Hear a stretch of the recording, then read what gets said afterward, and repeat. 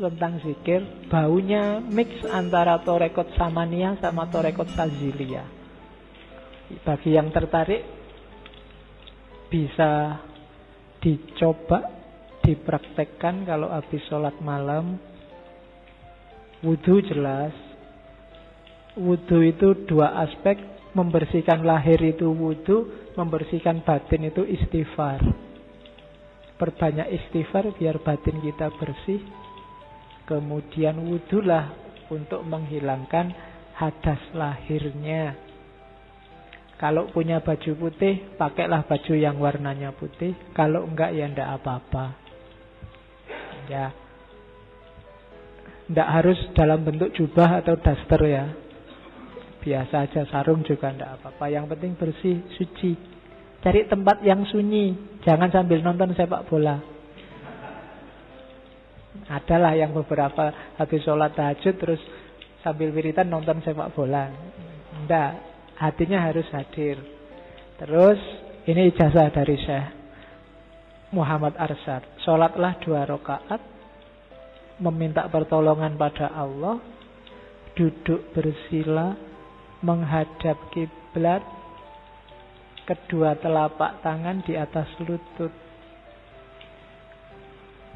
Zikirlah, jangan kesusu, jangan banyak-banyak. Tidak tergantung kuantitas ini. Sekali aja asal mantap malah tidak apa-apa. Pertama baca la ilaha. Sambil niatkan di batinmu bahwa buanglah semua yang berbau dunia. Rendahkan semua yang bukan Allah. Anggaplah semua yang muncul di kepalamu yang tidak ada hubungannya sama Allah itu hanya bayangan majazi, tidak penting. Tidak harus diperjuangkan mati-matian. Jadi la ilaha namanya zikir nafi. Buang semua yang bukan Allah. Nanti di pikiranmu muncul macam-macam itu. Bisa kuliah, bisa pacar, bisa orang tua, bisa rumah, bisa macam-macam. Biarkan datang, tapi terus pilah satu-satu. Ini tidak penting, ini tidak penting, ini tidak penting. Apapun yang muncul di kepalamu tidak penting kan. Setelah itu panjang ya. Baru isbat. Baru baca illallah. Yang penting hanya Allah. Yang penting hanya Allah. Cukup Allah saja. Terus ya, kalau di Muhammad Arsyad, pejamkan matamu, tegaskan bahwa hanya Allah saja yang penting. Bahkan diriku sendiri tidak penting. Kalau masih belum mantap, diulang lagi. La ilaha illallah. Jangan tergantung jumlah, tergantung kemantapan. Cuma beberapa ulama memang menyarankan jumlah dengan asumsi semakin banyak kamu baca, entah di bacaan keberapa, di rentang waktu keberapa, otomatis la ilaha, semua yang selain Allah akan lenyap, illallah, kecuali Allah. Kalau mampu Nabi isbat itu, lama-lama kalau sudah mantap, zikirnya jadi pendek. Jadi tinggal Allah. Karena tadi yang dunia sudah dibuang semua, illallah, kecuali Allah. Kalau sudah sukses kamu di wirid pertama, nanti tinggal Allah saja. Maka wiridnya Allah, Allah, Allah terus. Nanti di Torekot Kholwatiyah bisa sampai 5.000 kali. Sarannya wirid Allah, Allah, Allah, Allah, Allah. Sekian ribu nanti ada yang bilang kadang-kadang mulutmu sudah tidak mewakili lagi, detak jantungmu akan bilang sendiri. Tapi serius ya, khusyuk. Terus akan bilang Allah. Sampai nanti nyampe di level bahwa kata-kata Allah itu kan masih nama. Sudah tidak penting lagi kata-kata, yang penting dia, Allah itu. Maka Allah tinggal kata-kata terakhir, hu. Dia, maka di torekot tertentu ada hu. Ya. Boleh kamu coba. Cuma kalau Allah sudah kamu lewati, jangan di awal kamu sudah hu. La ilaha illallah juga sudah lewat. Cuma ini agak dalam. Boleh kamu hu terus. Cuma pikirannya tidak boleh bercabang lagi. Kalau sudah di makom hu, mungkin kamu akan banyak melihat bersitan-bersitan cahaya. Jangan dipedulikan, terus baca hu. Oke, itu Torekot Samaniyah. Sebenarnya lebih dekat ke Sazilia. Ini Muhammad Arsyad. Cuma jangan di shortcut. Kalau di shortcut tidak ada rasanya, kamu tiwas capek. Nanti itu yang bikin itu semacam apa, sugesti ke dalam hu. Nanti kalau di Hindu kan jadinya om. Cuma saya takut kalau kamu pakai om, jadinya om tolelot. Ndak. Jadi pakai hu aja. Allahu tinggal hu-nya.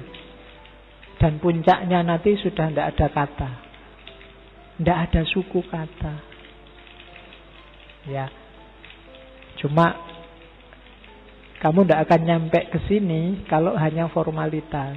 Saya bilang tadi ada awalannya. Mubtadi tadi. Kalau hatimu masih macam-macam isinya, tidak akan nyampe. Bisa kamu lakukan, cuma hasilnya tidak maksimal. Hu-nya tidak akan mantap. Allahnya juga tidak mantap. Tidak akan bisa otomatis detak jantungmu jadi Allah. Tergantung mulut terus. Itu sama kayak kamu wirid Allah direkam di player itu kan. Dia bisa wiridan Allah terus tapi gak masuk. Oke, itu zikir. Dengan itu kita bisa fana. Ada fana faraid, ada fana nawafil. Fana yang kedua. Dua jenis fana, namanya kurbun nawafil sama kurbul faraid. Kurbun nawafil itu melenyapkan semua sifat-sifat basyariah dalam sifat-sifat Allah. Kalau kurbul faraid melenyapkan dirinya sendiri termasuk segala alam semesta kecuali Allah. Jadi kalau kita bisa melenyapkan segalanya, termasuk diri kita, dan sampai ke level i'tiqad hanya Allah saja yang ada, itu namanya kurbun faraid. Kalau hanya perbaikan akhlak, sifat-sifat basyariah tadi yang kita musnahkan, nafsu dan lain-lain, itu namanya kurbun nawafil. Yang nasut, yang kemanusiaan yang kita buang, tinggal yang lahud saja, fana dalam sifat-sifat Allah, namanya kurbun nawafil. Kalau kita bisa melenyapkan semuanya, yang tersisa hanya tinggal Allah saja, namanya kurbul faraid. Ini teorinya Muhammad Arsyad. Ini tadi yang saya sebut mati sebelum mati. Ringkesnya ada 3 mati sebelum mati itu. Yang pertama level awam. Mati sebelum mati itu ingat mati terus. Ingat-ingatlah satu kebenaran yang pasti dan mutlak dalam hidup ini, satu-satunya adalah mati. Makanya ada hadis kafa bil mauti wa izun. Cukup mati saja sebagai nasihat, hidup kita akan tertib. Jadi mati sebelum mati yang pertama itu ingat mati. Ada level kedua, mati sebelum mati itu membunuh hawa nafsu duniawi, membunuh hasrat keduniaan, sifat-sifat kemanusiaan. Kita bunuh mati yang dunia ini. Ini kayak teorinya Siti Jenar. Jadi yang duniawi kita padamkan, kita nyalakan yang ilahi, Itu mati sebelum mati, makna kedua. Makna yang ketiga, mati sebelum mati itu semuanya kita lenyapkan, biar tersisa Allah saja. Itu level paling tinggi. Itu yang saya bilang agak dekat sih. Ada juga bau wahdatul wujudnya. Meskipun secara umum beliau menjaga masyarakat awam dari pandangan-pandangan yang bisa membuat mereka tersesat. Orang awam ya syariat dulu, diajari cara ibadah yang benar lewat torekot, baru masuk ke hakikat. Jangan ujuk-ujuk orang awam diajari hakikat. Hakikat itu dari pengalaman langsung. Jangan diceritakan secara verbal pada orang awam. Itu yang dimaksud oleh Syekh Muhammad Arsyad, sehingga memfatwakan Syekh Abdul Hamid itu sesat. Jadi dia menjaga umat, tidak menyalahkan ajarannya, karena umat juga penting. Dan beliau memang posisinya saat itu sebagai mufti. Mufti itu kan dia bertanggung jawab terhadap umat dengan syariatnya. Jangan sampai rusak. Ini ada quotes kata mutiara yang unik dari Syekh Muhammad Arsyad untuk kita sebenarnya. Alim dulu hanyar sugih. Ini seolah-olah kita disuruh yo ilmu dulu baru kekayaan. Sebenarnya ini trik. Trik apa? Ilmu saja. Karena ilmu itu tidak ada batasnya. Bukan carilah ilmu baru cari harta. Carilah ilmu sampai tidak ada batasnya. Urusan sugih teko dhewe, datang sendiri dia. Jadi menjadi alim dulu baru menjadi kaya. Bukan berarti carilah ilmu dan carilah harta. Tidak. Carilah ilmu. Urusan harta itu implikasinya ilmu. Jangan khawatir. Allah sendiri kan sudah janji, yarfa'illahul ladzina amanu minkum walladzina utul ilma darajah. Orang yang berilmu itu derajatnya pasti tinggi. Tidak mungkin lah orang derajatnya tinggi kok terus miskin papa, tidak punya apa-apa. Allah pasti lebih. Atau seandainya kita tidak punya apa-apa, mental kita telah siap untuk tidak punya apa-apa. Pasti janjinya Allah terpenuhi. Cuma kita aja yang yakinnya tidak 100%. Itu yang bikin yang kuliah di fakultas tidak menjanjikan. Hari ini kamu gelisah, sesuk kerja apa. Itu sebenarnya pelecehan, penistaan bahasanya orang hari ini. Loh, emangnya Allah sudah jelas bilang kalau kamu pinter, ilmumu banyak, derajatmu tinggi. Loh, itu janjinya Allah loh. Masa kamu tidak percaya sama Allah?